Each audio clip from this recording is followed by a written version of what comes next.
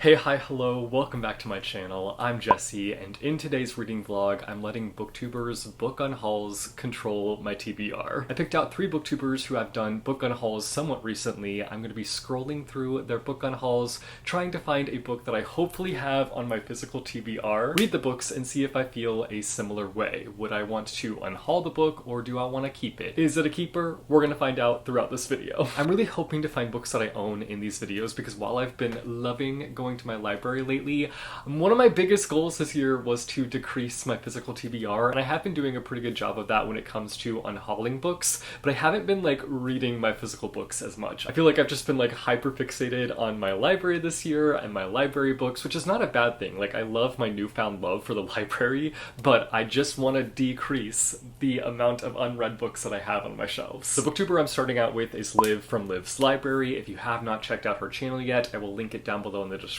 She is solid. I love her vibe. She's a very chill, cozy, and comforting channel, so if you're into that, definitely go and check her out. She posted a book unhaul a month ago, which I will link down below in the description, so let's check it out and pick out a book to read from it.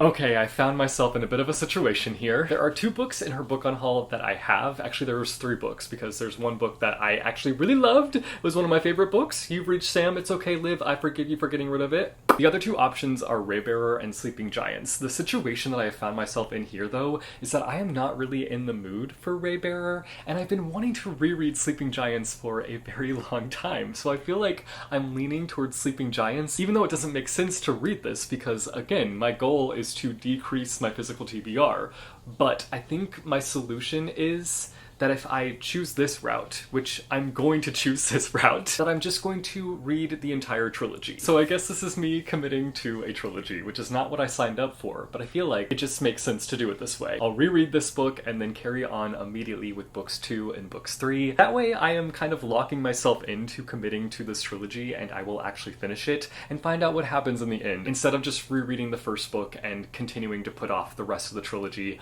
I am locking in and fully committing myself to reading this trilogy for this vlog. So this is my first pick for this vlog. I did not know that I was going to be committing myself to a trilogy, but here we are. We're doing it. I'm actually really excited to give Sleeping Giants a reread, because when I first read it, I remember really liking it, but I rated it really lowly, and I've always kind of looked back on my rating for this book with regret, because I feel like I enjoyed it more than I led on. Like, I think I was just in a mindset where I felt like I had to be like overly critical of books, which I still am overly critical of books. I will fully cop up to that, but I think I need to be a little bit more lenient when it comes to like the entertainment value of these books. Like, if I am entertained, I need to focus more on that than like trying to find problems and trying to find critiques. Like, it's okay to like books, even if they have problems. Books do not have to be perfect for you to give them a high rating. This series kicks off with this girl who is riding her bike one day, and she ends up falling in a hole, and when these people come to rescue her, they look down in the hole and they see that this girl is like in the palm of this massive metal hand. Now 17 years later, that little girl is not so little anymore, and she is spearheading the investigation behind these like massive artifacts that have started to pop up around the world. It's a sci-fi trilogy, which really excites me, because I've been wanting to kind of get back into the sci-fi lane, because I just feel like I'm so far gone from it now that it's been hard for me to like crawl back into getting deeper into sci-fi. And the stories are also told in a really fun way. They're told by files, so basically you're like reading files and transcripts, and that's kind of the formatting of the book, and I feel like that kind of just like adds to like a speedy reading style. It's one of those situations where it's like not hard to read, like you're just kind of like flying through because of the format. So I'm excited about this, specifically very excited to reread Sleeping Giants and see how I feel about it this second go around. This weekend I'm going to Arkansas. It's my birthday weekend, even though my birthday is Monday. I'm celebrating a little bit early this weekend. I don't know how much reading I will honestly get done this weekend, but I am going to take with me books 1 and books 2. Even though I'll probably like barely touch book 1. Let's get to reading, and also vacationing. Monday morning blues, I open my eyes, and I'm greeted by a cute little smile. The world is new with you by my side. Everything is beautiful. Tuesday afternoon, I'm calling you home just to hear your voice on the phone. I think of you, and I'm not alone. You are everything under the sky so blue.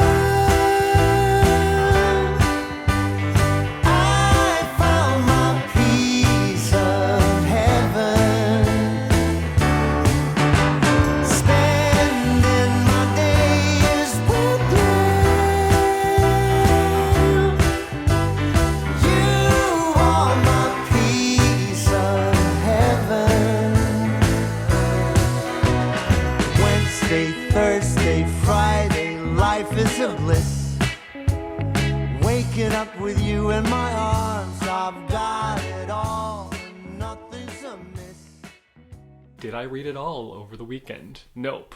Are we surprised by that at all? Absolutely not. I feel like anytime I go on like a little trip, a little weekend trip, I'll take like 2 or 3 books with me thinking that at some point I will carve out time to read, but then I just never do. It's fine. I did end up finishing Sleeping Giants yesterday. I enjoyed it so much more the second time around. I ended up pairing this with the audiobook, so I was listening while reading, and then I was playing Animal Crossing and listening because your boy is back in his Animal Crossing era. More on that in a second. But the audiobook is so good. I was so shocked. I feel like it just like brings in so much more personality to the characters because each character has their own narrator, and there's a lot of like banter and sass and just a lot of great like character back and forth, and I feel like that just really shines a lot through the audiobook, whereas I don't remember my first time reading this book where I was just reading it physically if I got that same effect, like if I felt the impact of the dialogue, but I felt it so much more as I was reading and listening. There's this sassy character named Kara Resnick,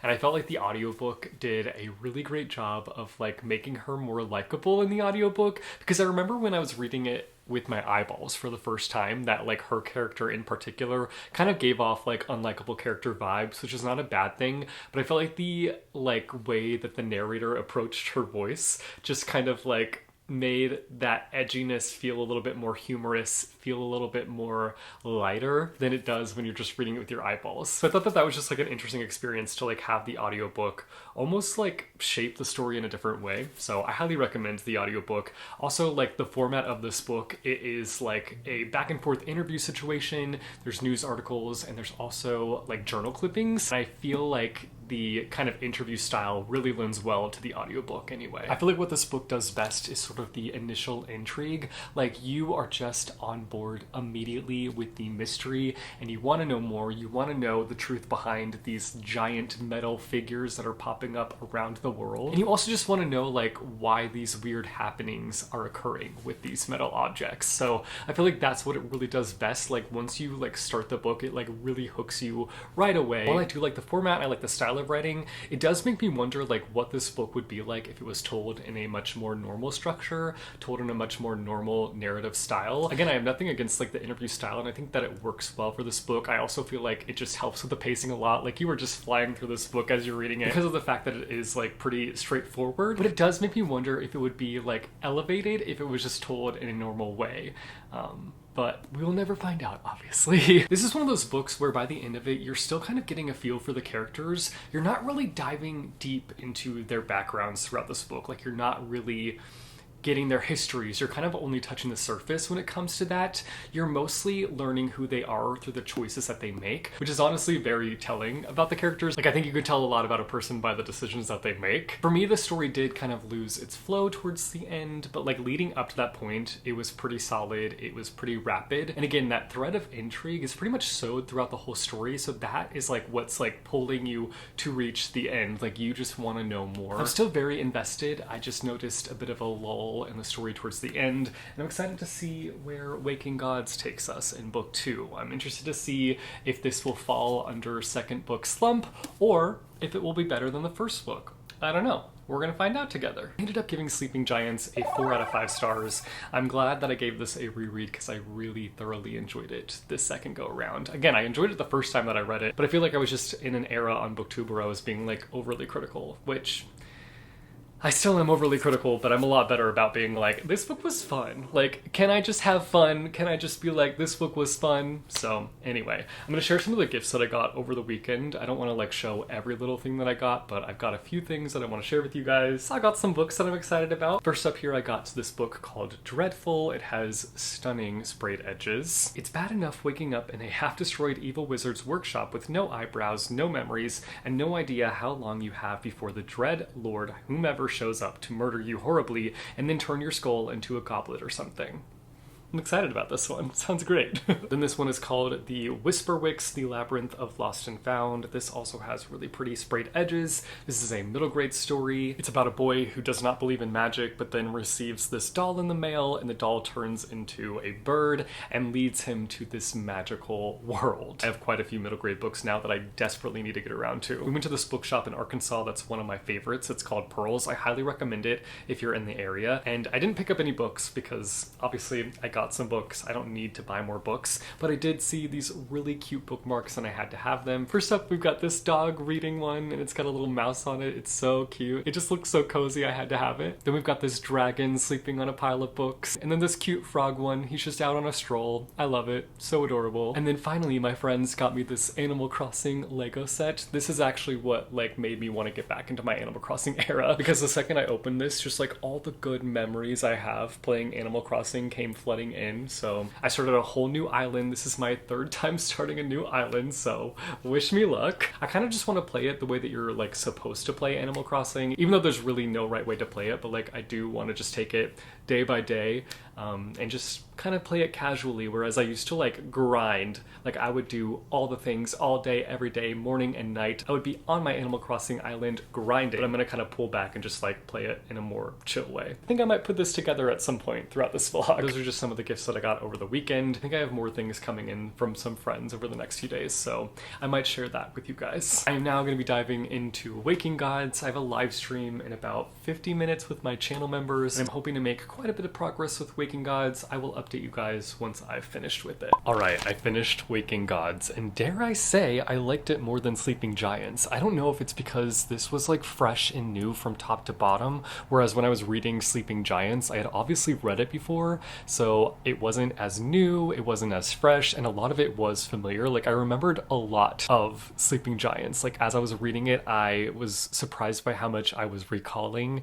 and remembering like the story beats and just like what happens to specific characters and whatnot. Whereas this one, everything about it was new to me. So I don't know if like I liked it because of the fact that like everything was new and I wasn't like recalling things as I was reading it. I feel like this one just brings in so much more intensity. I feel like it does a really good job of using Sleeping Giants as like a pushing off point. So it like continues to have that sort of intrigue that you feel the entire time that you're reading Sleeping Giants. Like you just want to know why these big giant metal things are popping up and the mystery behind them.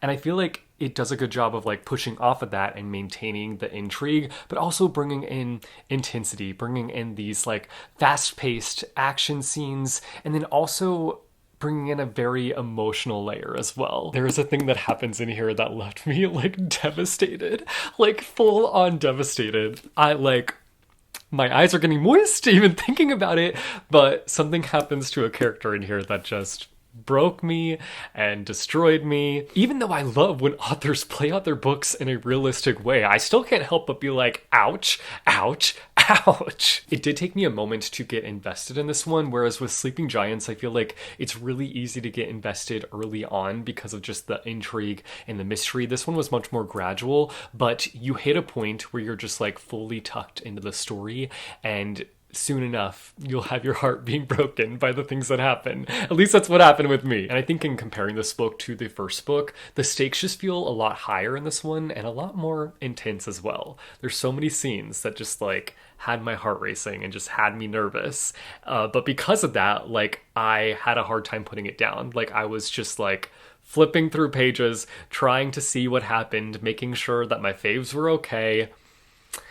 We're not going to talk about if my faves ended up okay or not, but it did bring in a few things that I wasn't crazy about. I don't want to just like sit here and just like rave about this book acting like it's perfect, because there are a few things that I'm just like, that bothered me. There's a new character that sort of drives you bonkers. I don't want to speak for you guys. I don't know why I'm speaking for you guys. There's a new character that drove me bonkers. I'll leave that up to you if you decide to read the series, if you think that this character in particular is annoying. For me, she annoyed me, but it's also an age thing because this character is like a literal child, whereas the rest of the characters are adults. And just that kind of like switch up between the adult characters and the child character is just kind of like rough. It's very drastic because you go from these like very mature conversations to this literal child, and it's like, what are you doing here, Ariana? What are you doing here? I've also picked up on the fact that like there's a lot of convenience that happens throughout this trilogy, at least with books 1 and books 2. I feel like there's hardly any hurdles, and I think that there needs to be some more hurdles. Like you can't just like solve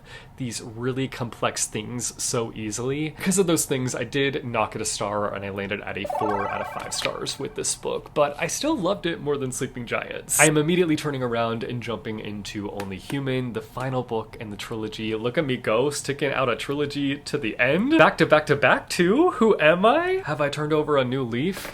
Only time will tell. But I'm going into this one feeling a little bit like cautious. Like I feel like I have my guard up a bit, just because I've been disappointed time and time again when it comes to the end of a trilogy, the end of a series. And I guess because book 1 and book 2 were both fantastic, it's hard to go into this one not having that same standard. So I'm gonna try to like lower my standards and just go into it and just suss out the situation. But I'm excited to read this one. I am feeling so sore, you guys. Like it's hard to even hold up this book because I signed up with a new gym yesterday and I swam laps in their pool, and I have not swam laps in a very long time, so your boy is sore. I am sore, which I know might sound pathetic, but like I haven't been to the gym in so long. So your boy is rusty, your boy is weak, but I'm hoping to like swim my way to some muscles. I'm not trying to be some like bodybuilder guy, but I'm trying to swim my way to like feeling physically better about myself. Also a random update, but I got back into watching Survivor yesterday, and I fear for my reading life because once I get into Survivor, it's hard to stop watching. Here's to hoping I don't get hyperfixated on Survivor again and just fully stop reading books. We'll see. Hopefully I'm able to like manage a bit of a balance. Watch an episode of Survivor, read a couple chapters. Watch an episode of Survivor, read a couple chapters. We'll see. But anyway, I will update you guys once I have finished Only Human, which these are very fast reads. I've been loving the audiobooks. That's what I've been doing. I've been pairing the books with the audiobooks, so I will update you guys once I finish. Well, friends, I have devastating news. Only Human underwhelmed me. I'm very sad about it. I feel like this trilogy was just like going for the home run. Like I thought it was going to be a banger of a trilogy. I thought that I would be able to come to you guys today and be like, I have a new favorite trilogy. And like, yes, I do love books 1 and books 2, and I think that those are worth reading. This one is worth reading only to find out what happens in the end. I feel like this one sort of fell into this place where we've already covered so much ground in book 1 and book 2 that it was just like, where do we go from here? It kind of felt like the author just had a hard time expanding the story into a place that felt satisfying. There was probably a lot of pressure to bring things together in this one. It just felt like nothing really happened. Like things do obviously happen, like duh. But comparing it to books 1 and books 2, it's very uneventful. The ending itself, like when you reach the ending part, like I did like that last little bit. You sort of have to wade through nothingness in order to get to the goodness. I also feel like it's really hard to go from Waking Gods to this, where in Waking Gods there's so much happening, lots of action, lots of like heartache, heartbreak, and this one where it's just like a gradual movement, gradual pacing, taking its time to get to the end. I think I'm giving Only Human a 2.5 out of 5 stars. I think that's where I'm landing with it. Even if the ending wasn't all that I wanted it to be, I still think that the journey was worth it, and I still ended up really enjoying this trilogy. So thank you to Liv for unhauling Sleeping Giants. It was the push I needed to finally take on this trilogy and reach the end. Now it's time to pick out the next booktuber and pick out my next read. The next booktuber I chose is Bella from Throne of Pages. I really love her channel. I feel like she just has a very chill vibe.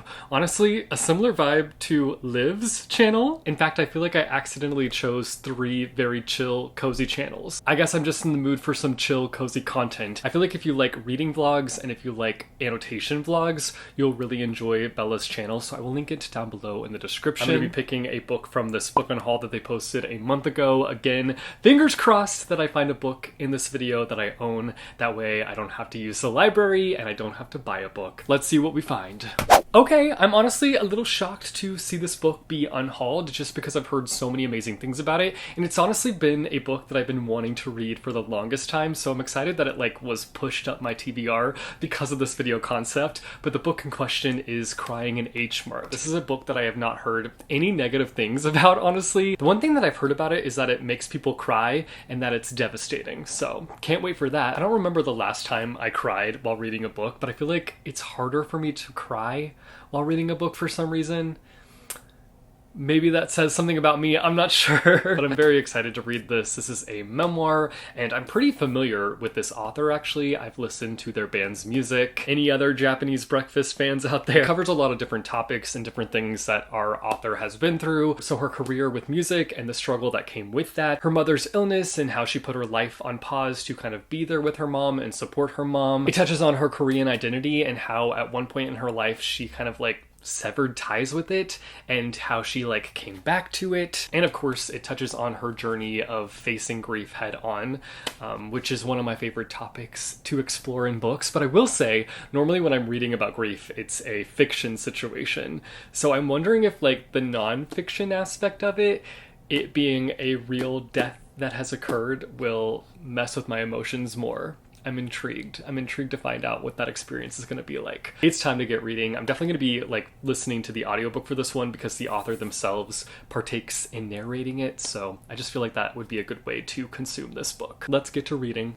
Update time. I have been listening to the audiobook and I've made it to chapter 9, page 108, and I'm really enjoying it so far, even though it's like a little bit difficult to wade through because it's not necessarily like the most like light or fun read. It's like a very hard-hitting read. And I knew going into it that it was going to be a hard-hitting story. Like that was not something that was like a surprise to me. Like going into this book, I knew that it probably would mess with me emotionally, but I almost thought like knowing that going in, and that kind of would have like taken away some of the emotion of the story, or that maybe knowing that it was hard-hitting, that I would kind of like have my guard up as I made my way through the story. But like no, that's not the case at all. It's still just been just as impactful despite knowing that, because like sometimes you go into a book like knowing some sort of element about it that it's going to be like mind-blowing, or that there's like crazy plot twist, and like knowing those things, you're like anticipating the plot twist, you're anticipating those feelings and emotions that come with those like story elements. But like going into this one knowing that it was going to be a bit of a devastating read did not take away any of the devastation. It's doing a solid job of like putting me in the ringer of emotions and just like feeling everything that the author felt going through this experience. I think in my situation where I'm listening to the audiobook, I'm hearing directly from the author because she is the one narrating it. And I think that that honestly just is adding so much more to the kind of like emotional aspect of the story. This is a part of one of my all-time favorite book genres, that being complicated family relationships. She has a very complicated relationship with her mother, and her mother's just been diagnosed with cancer.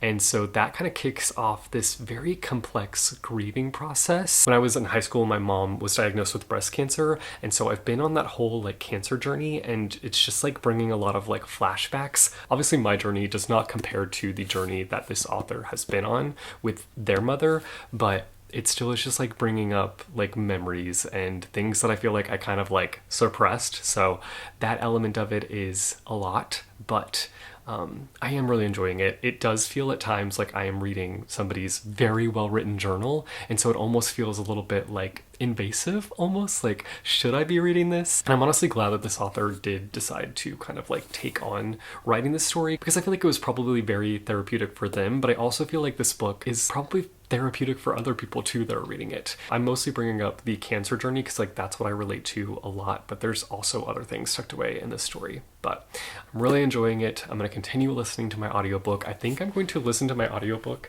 and put together this Animal Crossing Lego, even though this is like such a fun, light thing, and I'm going to be listening to the most devastating book ever. Will I end up crying all over these Legos? We'll see, I guess.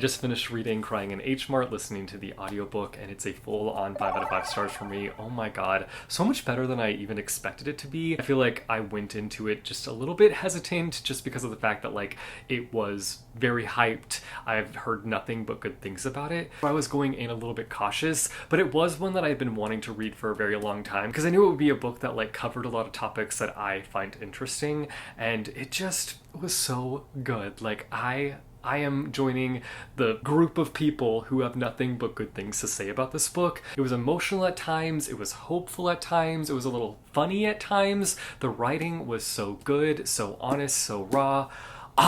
Just so freaking good. There was a specific line in here that just like hit me so hard. Now that she was gone, I began to study her like a stranger, rooting around her belongings in an attempt to rediscover her, trying to bring her back to life in any way that I could.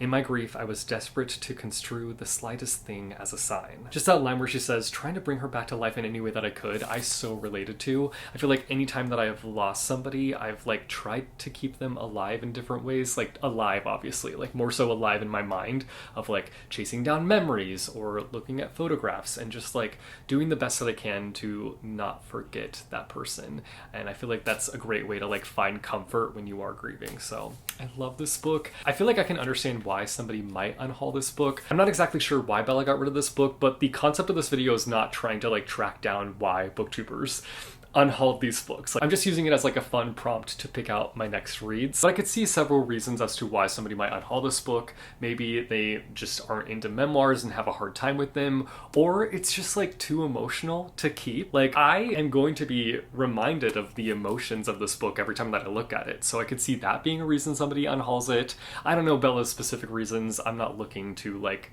kind of figure that out because I feel like it could be a personal reason, and I'm not looking to like try to invade on personal reasons as to why she might have gotten rid of this book. But I'm glad that she did unhaul it because it pushed me to read the book, and it's a 5 out of 5 star for me.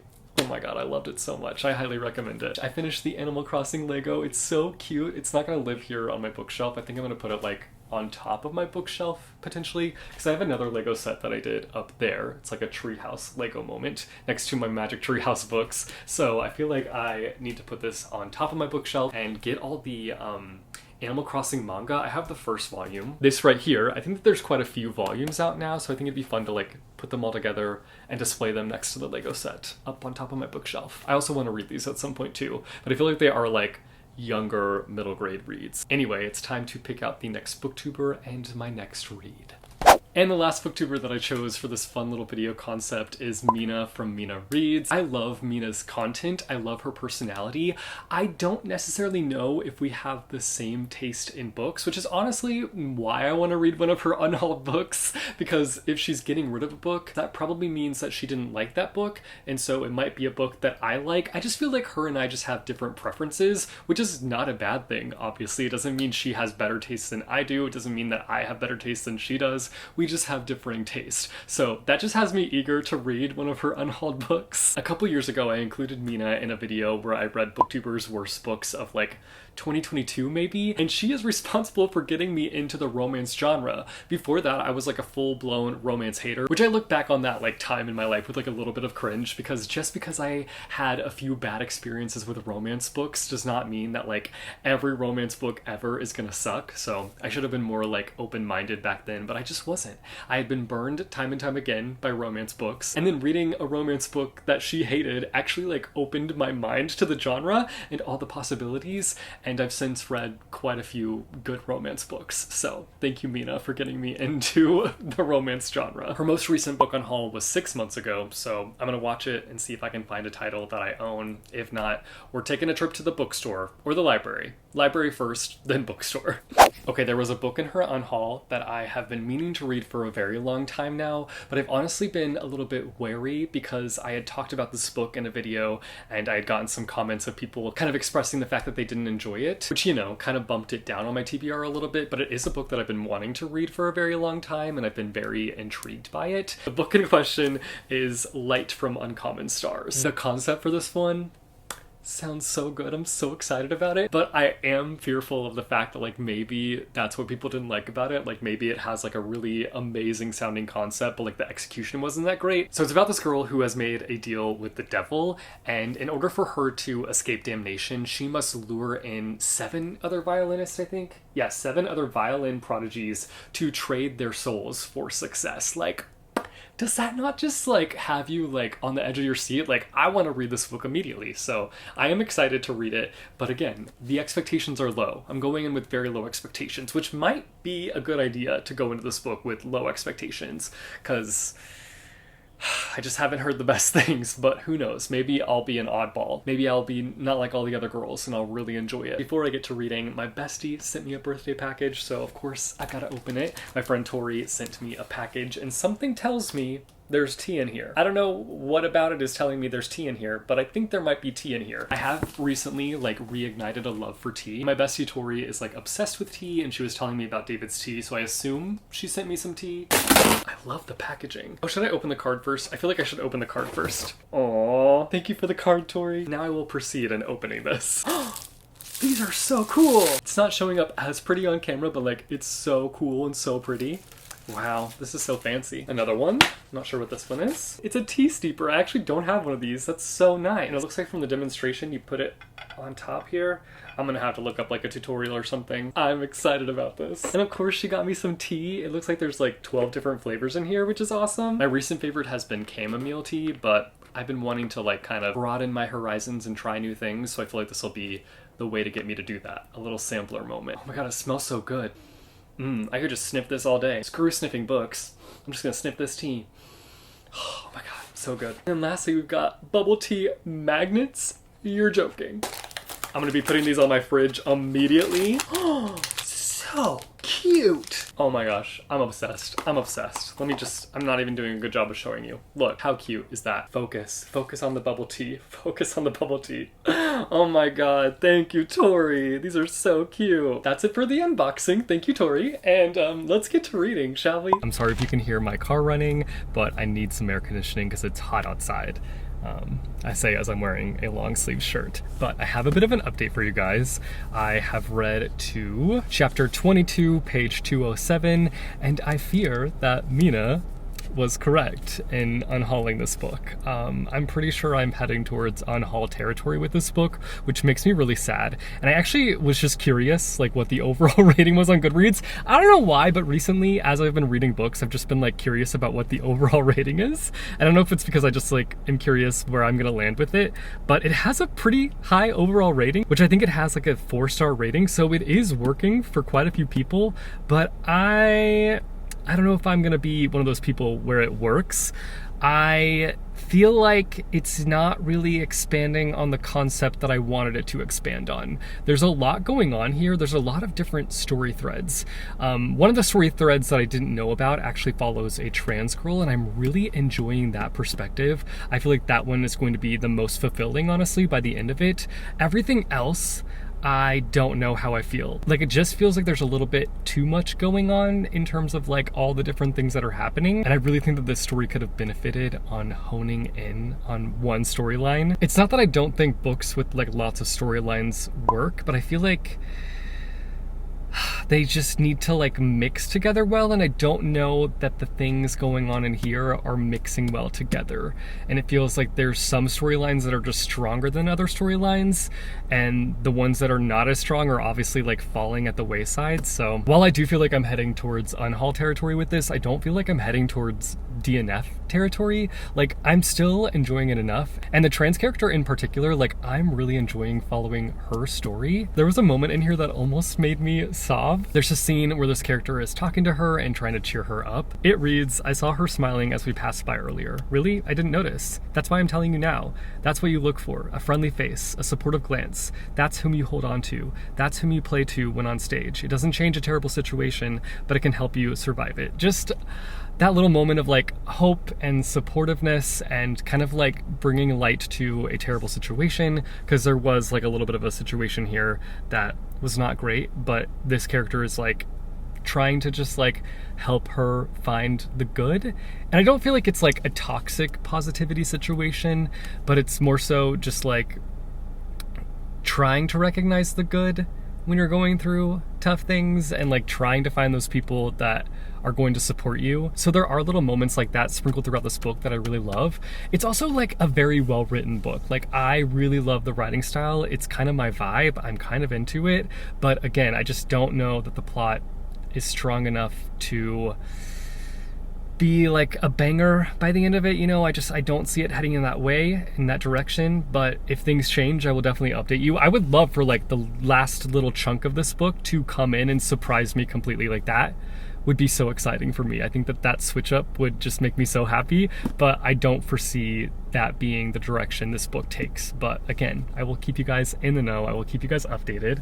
I went to this little market the other day and I got this deck of cards called the Little Deck of Dreams, which I think it's supposed to like help you interpret dreams. And so I've been like hoping that I would have some kind of like interesting dream as I was filming this vlog so that I could go through this deck, and I had a weird dream last night. So in my dream, I was going to my cousin's ex-wife's house for piano lessons, and when I got there, her son and his basketball team were all there, but they were all like sleeping in sleeping bags, and they were all like terribly sick. And my cousin's ex-wife was like, "It's fine, don't worry about it, just like come in, you won't get sick, we'll have our piano lesson, it'll be fine." And then for some reason, my cousin's son, which would that be my second cousin? I think that's my second cousin. My second cousin and I decided to go caving, and we found ourselves in a cave. So I'm gonna try to figure out what that dream is telling me. Unless it's like too revealing of a situation, then I'm gonna be like, nope, we're not gonna be sharing that on the vlog. But I don't know, we'll see. I don't know exactly how this works. I imagine I'm supposed to just like find things that might correlate with my dream, I guess. There's a lot of different things in here. It's like paralysis, naked, music, money, mirror. I don't know what I'm looking for exactly. There was a house, so I'll pull the house one. Family was in there, so I'll pull family. Falling door. I want to find sickness, maybe, if there's a card for sickness. Or cave. Okay, I pulled two cards. Ooh, they've got pretty designs on the back. I didn't realize that. First I got house, because I did go to a house in the dream. It wasn't like the main part of the dream, so I don't know if this will actually mean anything. And then family, because I was visiting my cousin's ex-wife and my second cousin. I don't feel like these were the main aspects of my dream, but they could mean something. I don't know. The house one says, "They say you can't go home again, but we return to houses and apartments from childhood or past decades frequently in our dreams. In fact, houses are among the most common images according to dream tracking databases. Sometimes houses in dreams represent the body, windows for eyes, basement as bowels, and the kitchen or hearth as the belly, for example. Stories of growing up, family drama, and moving through life stages reside in our dream houses too. So more often they represent a longing for an inner nesting place and a sense of settled confidence. Or the state of your dream house might reveal whether what you are showing on the outside and what's really going on behind the closed doors of your personality are in line with one another." Ooh, interesting. Okay. Is the paint peeling? Are ants eating away at the foundation? Is the roof intact? Have you discovered new rooms or lush gardens that weren't there before? What can you do today to help yourself feel more at home wherever you are? That's interesting. I don't know if that one really correlates with anything. I don't know if either of these will, truthfully. Bound to us by ties of blood, law, and or love, family members appear in our dreams just as they show up in our homes and thoughts a lot. Family is the foundation for personal development, including your sense of emotional security and your ability to form healthy bonds. So whether you dream of actual family members or people standing in for family members, notice their personalities and how they might be reflecting something of yourself back to you. Ooh. Dreams of your parents might clue you into issues with authority, expectations, or whether you feel nurtured. Sibling or cousin dreams might bring insight into your sense of belonging or not. Interesting. Dreams of children, grandchildren, nieces, and nephews can refer to concerns about responsibility and legacy. Also note how you are fostering values associated with families, such as unity, love, and cooperation at work, in religious, recreational, and community settings. Today, have conversation or take action to bring more understanding and honesty to a familiar relationship, or parent your inner child with extra tenderness. Oh my God, these are so interesting. I think I'm gonna have to like think on them a little bit more. I think the family one honestly relates a little bit more to me in my life currently. So much to think about, that's for sure. Much to think about. I'm getting ready to go to the gym to do some more laps. I feel like I've been doing a little bit better, but yesterday I did almost like pass out by the end of it, but I did push myself because I want to be pushing myself to get better and to be able to like swim for a longer amount of time, but maybe I need to chill a little bit. But anyway, after I go swimming, I'm gonna be getting my hair cut later, and I'm also planning to bang this book out today. I only have probably like 150 pages left, maybe a little bit more than that, 170. So I'm gonna be kind of putting my head down and just reading the heck out of this book. I will update you guys once I've finished.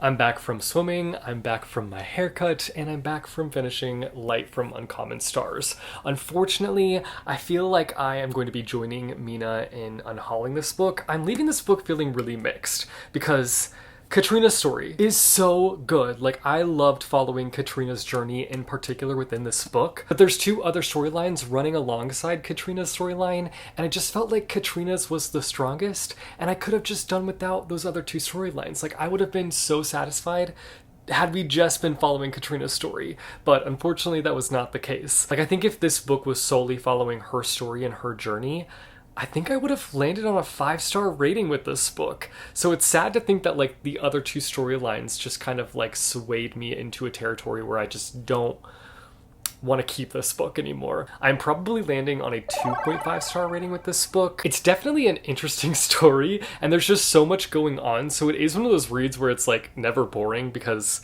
there's interesting things happening at all times, but I just wasn't invested in those things. Like, those things just didn't grab me. I only cared about Katrina and her story. I would recommend this book if you were looking for a story that focuses on a trans character, or if you really love music, because I do really like the way that it wove in music. I thought that was something that it did really well, but other than that, it was not for me, and I will be unhauling this book, unfortunately. This leaves me questioning if Mina and I are more alike than I realized. I don't know. Back to the drawing board on that. Do you want to hear from those of you who have read this book, though? Let me know your thoughts down below in the comments, because I'm very curious to see if we line up or not. But this book was just very strange, which I love strange, but I don't know if it's the strange that I was wanting. And with that, we have wrapped up this vlog where BookTubers unhauls control my TBR. I hope that you guys enjoyed it. I'm gonna do a quick ranking, even though I feel like you guys know my ranking probably. My favorite book from this video was Crying in Hmart. I'm so glad that I finally got the chance to read this. Then I would say the Sleeping Giants trilogy, but ditch Only Human. That's what I will say. The first two books, immaculate. Third book, could have lived without it. And then unfortunately the lowest book on the totem pole is Light from Uncommon Stars. I think nobody is surprised by that. Again, I will link the booktubers who helped me out with this video down below in the description. Go and check them out. And I might do this video again in the future with your book unhauls. So let me know down below in the comments some of the books that you have unhauled recently. I want to hear from you guys. If you like this video, be sure to go and hit that like button. If you want to see more bookish content from me, be sure to go and hit subscribe or go and hit that bell icon and you'll be notified every time I post new videos. As always, thank you guys so much for watching. I hope your day is bright, that tomorrow is brighter. Keep reading what your heart desires, and I will see you soon with a new video. Bye-yo!